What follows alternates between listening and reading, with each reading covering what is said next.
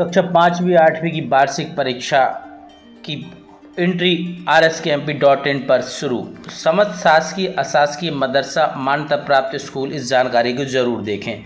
Portal पर छात्रों का पंजीयन एवं सत्यापन, छात्रों की जानकारी में सुधार, छात्रों के नाम सूची में कैसे जोड़ें, छात्रों के नाम सूची से कैसे हटाएं, जिन छात्रों की समग्र आईडी नहीं है उन्हें कैसे जोड़ें, इस वीडियो में पूरी जानकारी विस्तार से। चैनल को सब्सक्राइब जरूर करें। वीडियो ठीक लगे तो लाइक शेयर करें। साथियों, कक्षा 5वीं 8वीं की वार्षिक परीक्षाओं की आप सभी जानते हैं RSKMP.in पर इनकी एंट्री होती है। हर वर्ष ये काम होता है, कोई नया नहीं है, परंतु नए बिंदु कौन कौन से जोड़े गए सत्यापन और पंजीयन को लेकर उस पर बात करते हैं। सबसे पहले आप RSKMP पर जो सुविधा होगी, सालावार कक्षावार छात्र पंजीयन 6 जनवरी से शुरू होंगे। 6 जनवरी से पंजीयन शुरू हो जाएंगे। सत्यापन की प्रक्रिया के बिंदु क्या होंगे? सबसे पहले आप समग्र आईडी से छात्र का पंजीयन करेंगे और सत्यापित करेंगे। पंजीयन की प्रक्रिया www.rskmp.in पर पोर्टल पर 6 जनवरी से लेकर 23 जनवरी तक रहेगी। तो ये काम 6 जनवरी से लेकर 23 जनवरी के बीच करना है।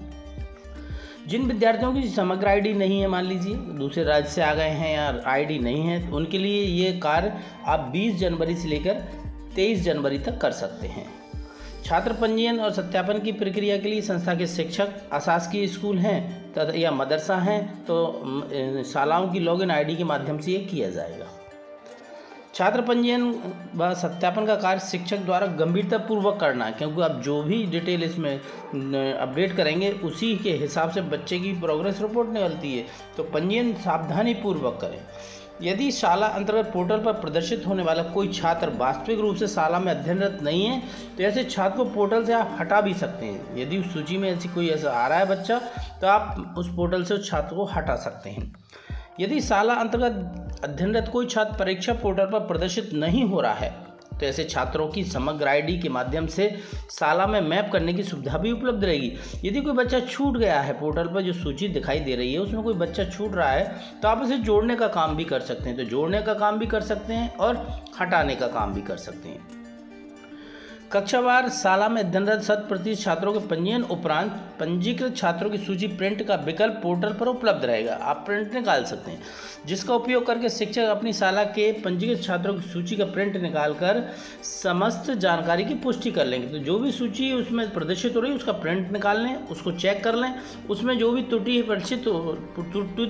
त्रुटि दिखाई दे रही है उसमें सुधार कर लें और पुनः संशोधन हेतु प्रिंट प्राप्त करके जानकारी को आप सही दर्ज कर सकते हैं। सीधी बात है, जो सूची प्रदर्शित हो रही है आप पहले उसका प्रिंट निकालिए, उसमें जो भी जानकारी दी गई है उसको चेक करिए, जांचिए, परखिए और जो भी उसमें संशोधन करना है पहले हार्ड कॉपी में संशोधन कर लीजिए और संशोधन करने के बाद प्रधानाध्यापक द्वारा कक्षावार सूची हस्तांतरित करके जन शिक्षक के माध्यम से BRC कार्यालय को जमा करानी होगी। उक्त प्रक्रिया शासकीय अशासकीय मदरसा सभी प्रकार के शालाओं के लिए होगी। एक तो ये काम हो गया।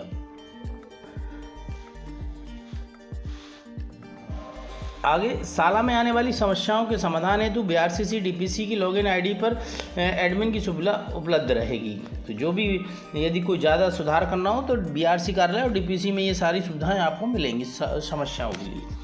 यदि कोई छात्र त्रुटिवश किसी अन्य शाला या कक्षा में मैप हो जाता है तो BRC DPC की आईडी से अनमैप किया जाकर उसे सही शाला या कक्षा में मैप किया जा सकता है। यदि कोई छात्र आपका 5वीं की जगह 6वीं में दिख रहा है, 8वीं की जगह 7वीं में दिख रहा है, तो ये सही करने का काम BRC और DPC की आईडी से किया जाएगा। आप केवल उसकी जानकारी जन शिक्षक के माध्यम से BRC कार्यालय तक पहुँचा देंगे। पंजीयन व सत्यापन की अंतिम तिथि के पश्चात किसी भी दशा में पोर्टल पंजीयन हेतु नहीं खोला जाएगा। जिले की समस्त शासकीय शालाओं में छात्र पंजीयन सत्यापन की समस्त जवाबदेही कक्षा शिक्षक एवं प्रधानाध्यापक के साथ साथ जन शिक्षक BRC और DPC की भी होगी तथा अशासकीय शालाओं मदरसों में शाला प्रबंधन की होगी। तो CWSN, जिसे हम दिव्यांग छात्र कहते हैं, पहले विकलांग छात्र बोलते थे, अब दिव्यांग छात्र के नाम से इन्हें संबोधित किया जाता है। छात्रों के विभाग द्वारा विशेष छूट का प्रावधान है, अतः इनके लिए विषयों का चयन सावधानीपूर्वक किया जाए। इसमें इनके बच्चों के लिए विषय कम हो जाते हैं, उसका ध्यान रखें आप।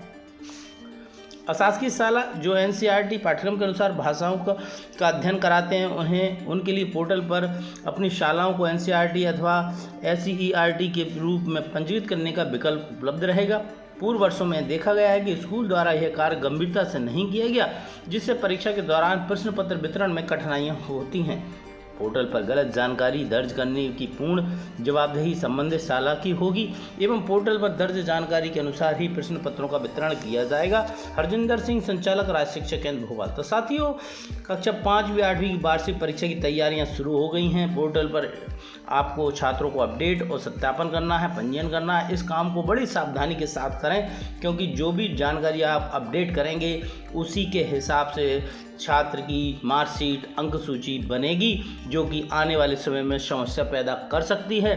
जिस कार्य को गंभीरता से करें, जल्दबाजी में ना करें, क्योंकि समय आपके पास पर्याप्त है। 6 जनवरी से लेकर ये काम आपका शुरू हो रहा है और ये काम 23 जनवरी तक का चलेगा। हमारे पास काफ़ी लंबा समय है, इसलिए काम को आराम से धैर्य रखकर सावधानी पूर्वक करें। धन्यवाद साथियों वीडियो देखने के लिए, और वीडियो ठीक लगा हो तो लाइक शेयर कर दिए, और चैनल से नहीं जुड़े हों तो चैनल को सब्सक्राइब करना ना भूलें।